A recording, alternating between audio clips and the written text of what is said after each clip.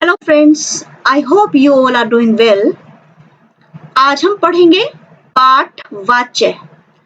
वाच्य कक्षा 10 का एक बहुत महत्वपूर्ण विषय है और परीक्षा में यह 4 अंक का आता है। तो चलिए जानते हैं वाच्य किसे कहते हैं। वाच्य शब्द का अर्थ है बोलने का विषय। वाच्य क्या है ये जानने समझने के लिए हमें निम्नलिखित वाक्यों को पढ़ना चाहिए। किसान फसल उगाता है, छात्रों द्वारा सुलेख लिखा जाता है, मरीज से उठा नहीं जाता।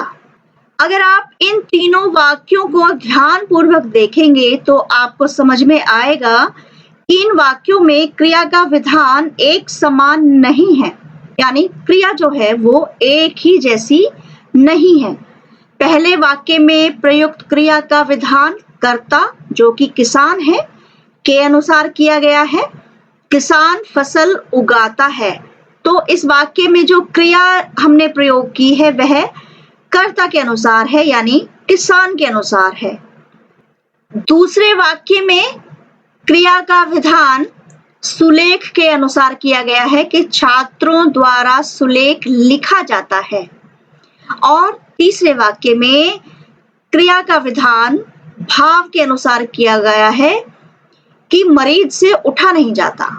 अतः हम वाच्य को इस प्रकार परिभाषित कर सकते हैं कि क्रिया के जिस रूप से यह ज्ञात हो, यह पता चले कि क्रिया का प्रयोग कर्ता के अनुसार है या कर्म के अनुसार है या फिर भाव के अनुसार है, उन्हें हम वाच्य कहते हैं। अब जानते हैं वाच्य के कितने भेद होते हैं। वाच्य के 3 भेद होते हैं, कर्तृवाच्य, कर्मवाच्य और भाववाच्य। कर्तृवाच्य किस प्रकार के वाक्यों में हम कहेंगे कि ये कर्तृवाच्य का वाक्य है?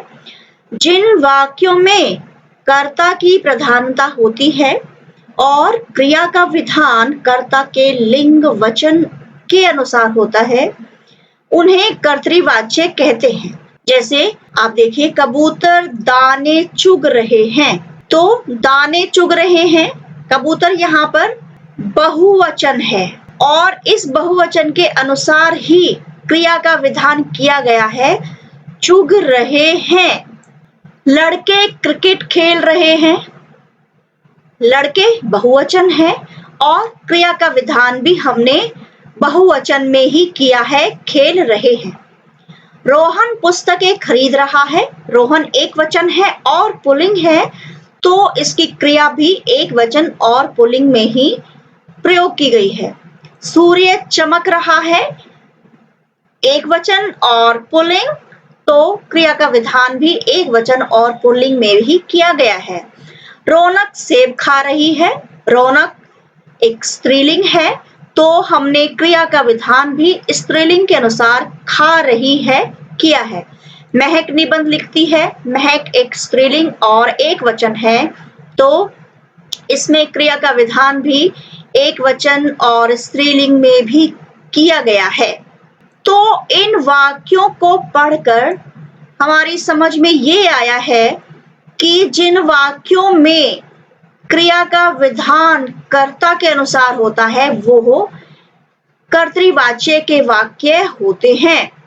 उपर्युक्त वाक्यों को पढ़ने से हमें ज्ञात होता है क्या कि कर्तृवाच्य वाले वाक्यों में क्रिया अकर्मक और सकर्मक दोनों प्रकार की प्रयोग की जा सकती है, कि इन वाक्यों में दोनों क्रियाओं का प्रयोग किया जा सकता है, अकर्मक भी और सकर्मक भी।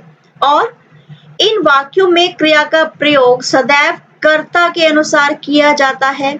जैसे हमने अभी पढ़ा कि एक वचन और पुल्लिंग के साथ हमने पुल्लिंग का रूप प्रयोग किया क्रिया में, और स्त्रीलिंग कर्ता के साथ हमने क्रिया का उसी के अनुसार रूप प्रयोग किया है। क्रिया का प्रयोग कर्ता के लिंग के अनुसार किया गया है, जैसे रौनक और महक स्त्रीलिंग है, इनके साथ प्रयुक्त क्रिया भी स्त्रीलिंग ही है। इस प्रकार पुल्लिंग क्रियाओं के साथ पुल्लिंग क्रियाओं का प्रयोग हुआ है। और कर्तृवाच्य में कर्ता प्रधान होता है और कर्म गौण होता है। कर्ता से तात्पर्य सब्जेक्ट और गौण से यहाँ पर तात्पर्य है जिसका इतना महत्व नहीं होता। तो विद्यार्थियों, आशा करती हूँ आपको बहुत अच्छे से समझ में आ रहा होगा। चलिए आगे बढ़ते हैं। अगला जो हमारा वाच्य का भेद है वो है कर्मवाच्य। कैसा होता है कर्मवाच्य, जान लेते हैं। जब क्रिया का विषय कर्ता ना होकर कर्म होता है तो वह वाच्य कर्मवाच्य होता है। क्रिया के लिंग और वचन भी कर्म के अनुसार ही लगाए जाते हैं। यहाँ ध्यान देने योग्य बात यह है कि हमने पिछले वाच्य यानी कर्तृवाच्य में पढ़ा कि हम क्रिया के लिंग और वचन कर्ता के अनुसार लगाते हैं क्योंकि वहां पर कर्ता की प्रधानता होती है, और कर्मवाच्य में कर्ता की प्रधानता नहीं होकर कर्म की प्रधानता होती है। तो इसलिए यहाँ पर क्रिया के लिंग और वचन भी कर्म के अनुसार ही लगाए जाते हैं। उदाहरण देखिए, राघव से काम किया जाता है। कर्म और क्रिया एक वचन और पुल्लिंग है। सरिता द्वारा पुस्तक पढ़ी जाती है। कर्म और क्रिया दोनों स्त्रीलिंग है। पुस्तक भी स्त्रीलिंग है और पढ़ी जाती है। कर्म और क्रिया दोनों स्त्रीलिंग है। धोबी से कपड़े धोए जाते हैं। कर्म और क्रिया दोनों बहुवचन है। तो इन वाक्यों को देखकर हमें ये समझ में आया कि इन वाक्यों में कर्म की प्रधानता होती है और लिंग और वचन भी कर्म के अनुसार ही लगाए जाते हैं। तो इन वाक्यों से स्पष्ट है कि जहां क्रिया कर्म के अनुसार होती है वहां कर्मवाच्य होता है। उपयुक्त वाक्यों से हमें ज्ञात होता है, क्या ज्ञात होता है कि कर्मवाच्य वाले वाक्यों में केवल सकर्मक क्रिया का प्रयोग ही होता है। अभी हमने कर्तृवाच्य वाले वाक्यों में पढ़ा कि उन वाक्यों में क्रिया अकर्मक और सकर्मक दोनों प्रकार की हो सकती हैं, लेकिन कर्मवाच्य के वाक्यों में क्रिया केवल सकर्मक ही प्रयोग की जाती है। बहुत महत्वपूर्ण बिंदु है, ध्यान रखिएगा। और कर्मवाच्य के वाक्यों में कर्म की प्रधानता होती है और यहाँ कर्ता गौण होता है, जबकि कर्तृवाच्य में कर्ता प्रधान होता है और कर्म गौण होता है। अब जानते हैं कि कर्तृवाच्य से कर्मवाच्य बनाने के क्या क्या नियम हैं। किन किन नियमों का पालन करके हम कर्तृवाच्य के वाक्यों से कर्मवाच्य के वाक्यों में परिवर्तन कर सकते हैं। नंबर 1, कर्ता के साथ से, के द्वारा अथवा द्वारा विभक्ति लगाकर कर्मवाच्य बनाया जा सकता है। उदाहरण देखिए, मोहन पाठ पढ़ता है। और हमने कहा कि हम जब कर्मवाच्य बनाएंगे तो से या के द्वारा अथवा द्वारा विभक्ति लगाकर कर्मवाच्य बनाएंगे। तो कर्मवाच्य हुआ मोहन के द्वारा पाठ पढ़ा जाता है। दूसरा नियम है, कर्तृवाच्य से कर्मवाच्य बनाते समय क्रिया का रूप परिवर्तन तो होता है, परंतु उसके काल में किसी प्रकार का परिवर्तन नहीं होता है। हम जब वर्तमान काल में बात कर रहे हैं तो वर्तमान काल में ही बात करेंगे, कर्तृवाच्य में भी और कर्मवाच्य में भी। इसमें हम इसके काल में परिवर्तन नहीं करेंगे। यहाँ आप देख सकते हैं कि मोनिका काम कर रही है और मोनिका से काम किया जा रहा है। दोनों कर्तृवाच्य और कर्मवाच्य के वाक्यों में वर्तमान काल का ही प्रयोग किया गया है। तीसरा नियम है, कर्तृवाच्य की मुख्य क्रिया के कर्मवाच्य बनाते समय सामान्य भूतकाल में परिवर्तित कर दिया जाता है। जैसे भारतीय सेना द्वारा सभी आतंकियों को मार दिया गया है। चौथा नियम है, कर्तृवाच्य की मुख्य क्रिया को कर्मवाच्य बनाते समय संयोजी क्रिया जाना क्रिया के उचित रूप का प्रयोग किया जाता है। जैसे अभी आपने यहाँ पर पढ़ा है कि मोहन पाठ पढ़ता है, इसमें हमने जाता संयोजी क्रिया के जाता रूप का यहाँ पर प्रयोग किया है कि मोहन के द्वारा पाठ पढ़ा जाता है। और वाच्य का तीसरा भेद है भाववाच्य। कैसा होता है भाववाच्य, चलिए समझते हैं। जब क्रिया का विषय कर्ता और कर्म ना होकर ना कर्ता होता है मुख्य विषय, ना कर्म होता है, भाव होता है बल्कि। तो जब क्रिया का विषय कर्ता और कर्म ना होकर भाव होता है तो वह भाववाच्य होता है। क्रिया के लिंग और वचन भी भाव के अनुसार ही लगाए जाते हैं। भाववाच्य केवल अकर्मक क्रियाओं के साथ ही संभव है। अभी हमने पढ़ा कि कर्तृवाच्य में क्रिया अकर्मक और सकर्मक दोनों हो सकती हैं और कर्मवाच्य में क्रिया केवल सकर्मक होती है और भाववाच्य में क्रिया केवल अकर्मक ही होती है। भाववाच्य का प्रयोग असमर्थता या विवशता प्रकट करने के लिए नहीं के साथ किया जाता है। इस वाच्य के वाक्यों में अधिकांशतः 100% नहीं बट अधिकांशतः असमर्थता या किसी कार्य को ना करने की विवशता प्रकट की जाती है और उसके साथ नहीं शब्द का प्रयोग किया जाता है। जैसे उदाहरण देखिए, मुझसे चला नहीं जाता, भाव प्रकट किया जा रहा है वाक्य का और अकर्मक क्रिया है यहाँ पर और क्रिया के लिंग और वचन भी भाव के अनुसार ही लगाए जाते हैं और नहीं विवशता प्रकट करने के लिए, असमर्थता प्रकट करने के लिए नहीं शब्द का प्रयोग किया गया है, उससे सोचा भी नहीं जाता।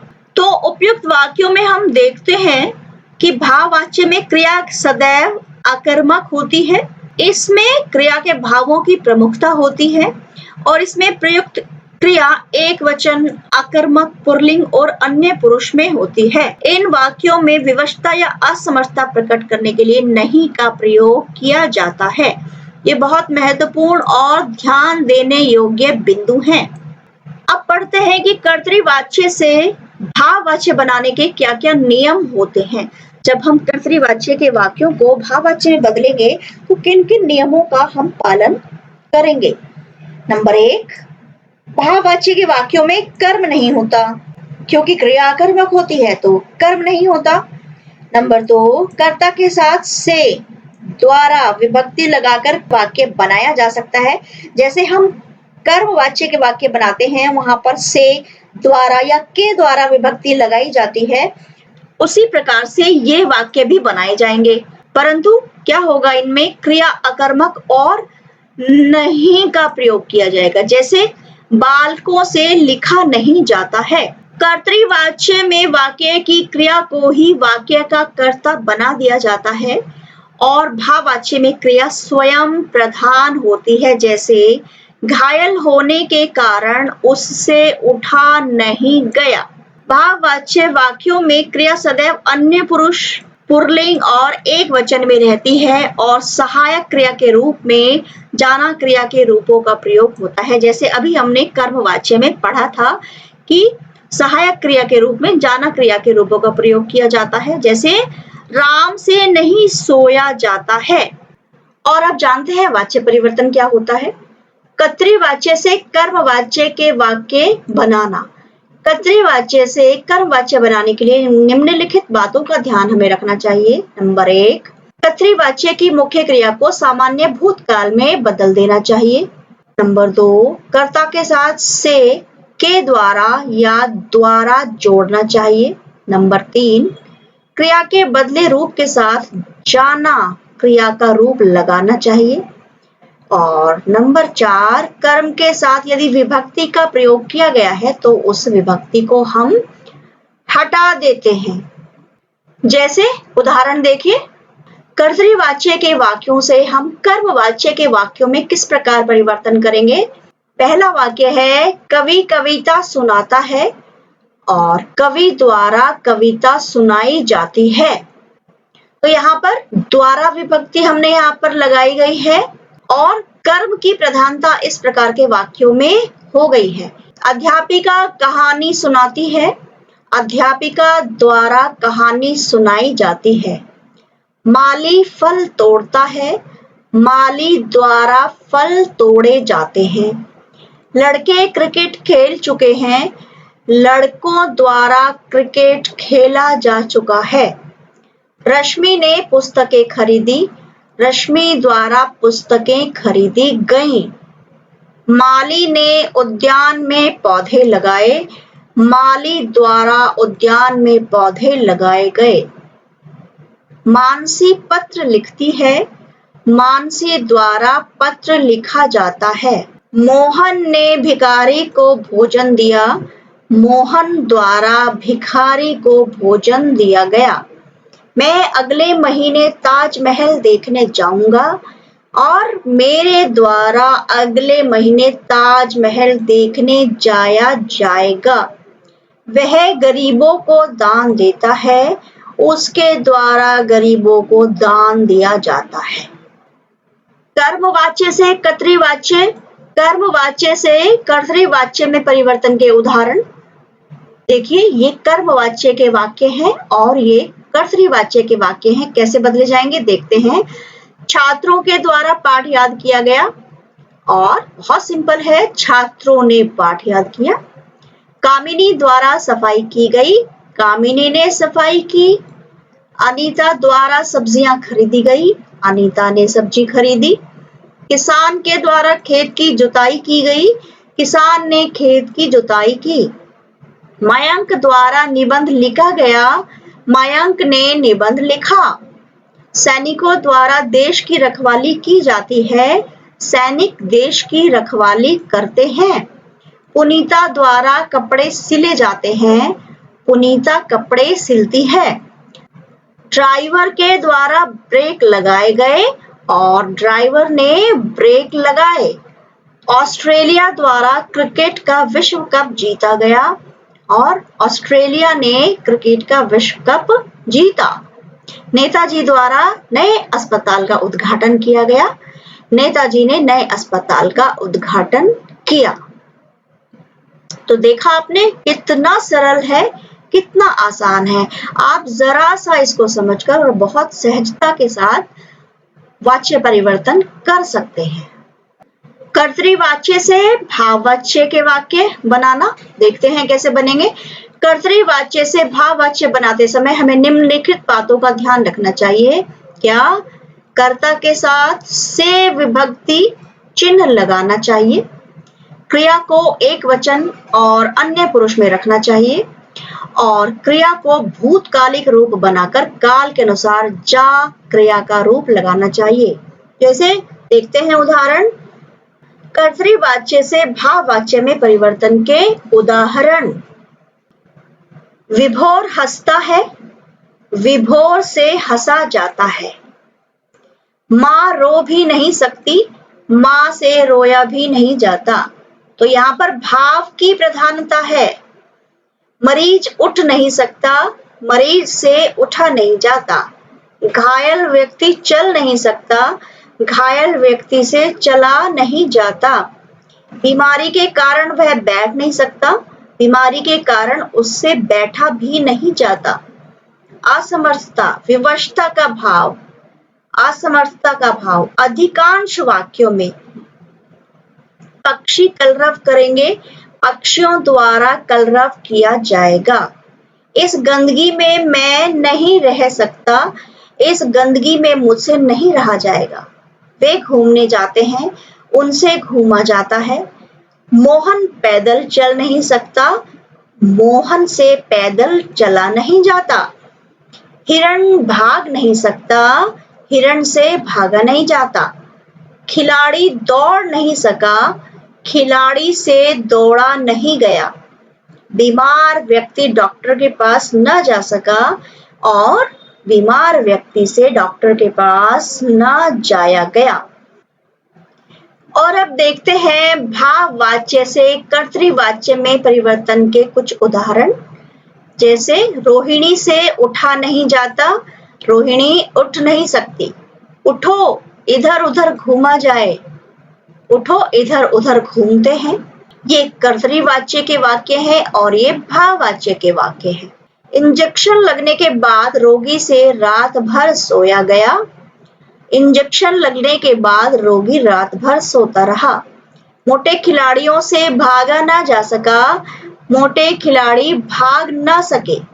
बच्चों द्वारा वर्षा में खूब नहाया जाता है, बच्चे वर्षा में खूब नहाते हैं। तुमसे चुप नहीं रहा जाता, तुम चुप नहीं रह सकते। रोगी से चला नहीं जाता, रोगी चल नहीं सकता। घायल कुत्ते से भौंका ना गया, घायल कुत्ता भौंक ना सका।